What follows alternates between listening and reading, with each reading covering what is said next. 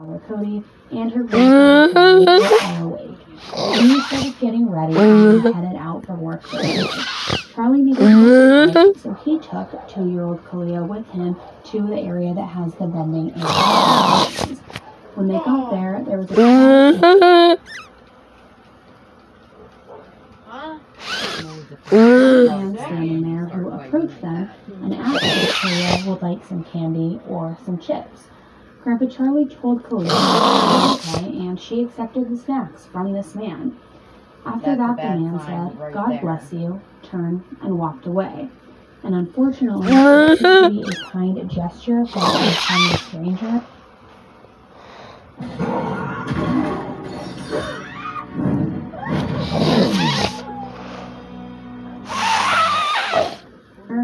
Would actually be a training technique that was used by an evil and twisted witch.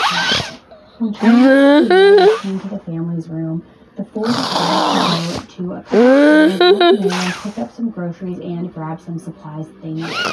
So after shopping and returning with their groceries, the family spent the rest of the afternoon in the hotel pool. Kalia and her mother Chelsea played and swam together, and her father Cody and her grandpa Charlie were off to the side of the pool talking with another man who was hanging out in the pool area. And it was the same man that had given Kalia snacks earlier that day by the vending machine. The man who introduced himself as Michael was wearing orange shorts, bald, and covered in what is being described as prison tags. He told them that he had been hired on by the motel to do some cleaning, and that the motel was actually providing him with a couple of rooms as he was doing this work. Grandpa Charlie was getting tired and decided to go back to the room to lay down and rest for the rest of the afternoon, while the rest of the family decided to get away. They were swimming, having fun, and talking to Michael. As the day turned to early evening, Kalia was getting tired from being out all day, which is totally typical for a 2-year-old. She is, out in the sun all day swimming. Of course, she is like zonked out. So Cody and Chelsea decided to take her back to the family's room to wind down and then get ready for bed. Before they left, they had made plans to meet back up with Michael, their new friend, later that night. Michael had shared his room number with the two parents, and they parted ways and planned to meet up later. So in the family room, Grandpa Charlie was laying on his bed, and Cody, Chelsea, and Kalia all got into the other bed that they shared. And Charlie said as he was in bed falling asleep, it appeared that Kalia and her parents were also getting ready to go to sleep as well. However, sometime later, he was awakened to the sound of the family's dog barking and by the grandmother, Jeannie, returning back from work.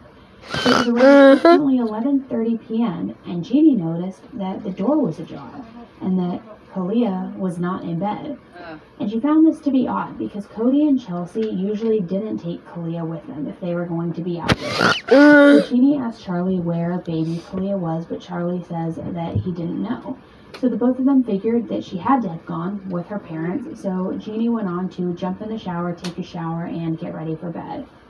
Earlier that night, after Charlie had fallen asleep, Chelsea, Cody, and Kalia were all laying in bed, and Cody and Chelsea were laying with their daughter waiting for her to fall asleep.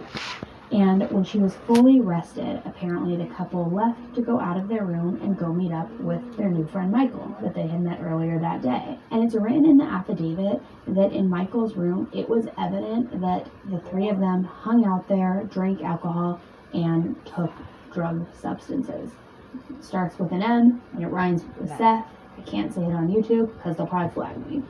However, during that hangout where they're all drinking, hanging out together, doing some drugs, apparently Michael made several bizarre comments to Cody. In one comment particularly, Michael said something like, "Your daughter is so beautiful, but she's too young for me." Now at that point, I think that Michael would decide to leave. If a grown man is making an insinuating comment about your 2-year-old daughter in such a way, you 100% will leave. You actually... Captain Torrance, how can I help you? Fugitive extradition. Oh, is he dangerous? What did he do? Homicide 15 years ago. I don't want to scare the rest of the passengers. I'm afraid you're stuck with us, Captain. They probably would punch this person square in the face. At the very least, you would leave. But Cody and Chelsea didn't leave. And I can't help but wonder if they were frequent users of this drug supplied with party favors Is that why they overlooked these comments and stuck around? I don't care. And then in another bizarre scenario, Michael told Cody and Chelsea that he would pay them $4,000 if Cody would let Michael have Chelsea for 24 hours. Oh my god. So the two declined, but said that they were women who they could get. So Chelsea steps out to give this prospective girl a call, and disgustingly, Michael ends up telling Cody that he's going to go into the other room to service himself. So then when Chelsea comes back after taking that phone call, they knock on this door to let Michael know what the outcome is, and he answers and opens the door fully naked. Now at this point, I can't really excuse them associating with this man. Not that I really ever could. They were willing to go and get this friend of theirs for this man who was willing to pay them $4,000. He made a very weird and inappropriate comment about their 2-year-old daughter. He's now opening up his door fully butt naked. It's weird. There are a lot of red flags going off. But in any event, Chelsea and Cody tell us that their friend agreed to come over. So they say, our friend accepted the invitation, and we're going to go and get it. So Cody and Chelsea arrived at the friend's house, whose name has now been redacted from the affidavit. Spent a while there hanging out before returning with her to the motel. When the three returned to the motel, they knocked on both of Michael's doors, but there was no answer. Now this is where there start to be some inconsistencies in the statements made by Leah's family. Because Julie insisted that she was awakened by Cody pounding on the door screaming, "Where is my daughter?" But this differs from Cody's statement that he and Chelsea and their friend start walking around the motel looking for Michael and then discover Kalia face down in the pool. And it may not sound like it really matters, but it will, and we're going to get there soon. When Cody pulled his 2-year-old daughter Kalia from the pool after being face down, he noticed that she had a pair of orange shorts wrapped around her neck and apparently started attempting to administer CPR. Chelsea was screaming, and it ended up getting the attention of the employees of the motel who make that 911 call.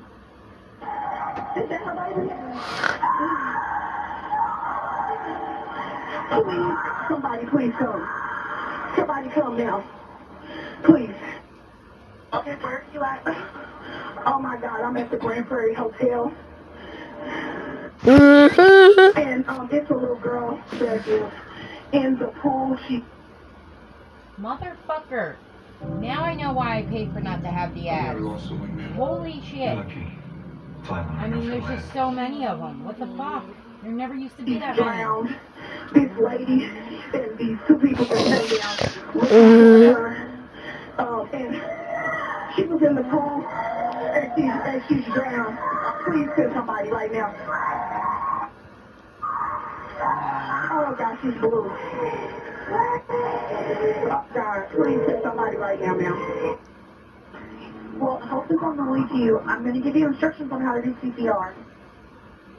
CPR, but I gotta tell you, I think this baby's gone because the face is blue, the extremities is blue, the baby was not moving. When ambulances arrived, they rushed little Kalia's lifeless blue body to the hospital where she was pronounced dead. It was stated that her body had evidence of SA and specifically RAP, as well as other abuse. She had one pink earring in her ear, and the other one appeared to be missing. When authorities arrived, they asked Chelsea and Cody who they thought could have done this to their 2-year-old daughter, and only one person came to mind, and that person was Michael. They told detectives about their investigation earlier that day. They waited for Cody to fall asleep, and they went to go and hang out in Michael's room. They even told the police that they went to go and get their adult friend to accompany Michael. They even found out about the comment that Michael had made about Kalia and about being naked and opening the door when they returned. The employees of the motel told them they actually seen Michael in the lobby acting strange and having a panicked look on his face. A maintenance worker stated he saw Michael leaving his room with a white pillowcase or blanket and what looked like a doll. He needed to hunt down Michael to figure out what the heck happened. While police investigated Michael, everything possibly could. The motel it was discovered that the man's full name was Michael Geisen, and Michael had just been released from prison just 1 month prior on March 29th. He had been in prison for 10 years on charges of kidnapping. Officers scoured the hotel, and after retrieving the shorts around Kalia's neck, 2 room keys were located inside the pocket, as well as a wad of cash. The keys opened the doors to the rooms that Michael was occupying. Inside the room was an extremely disturbing scene. There was blood all over the room, but mostly on the bed.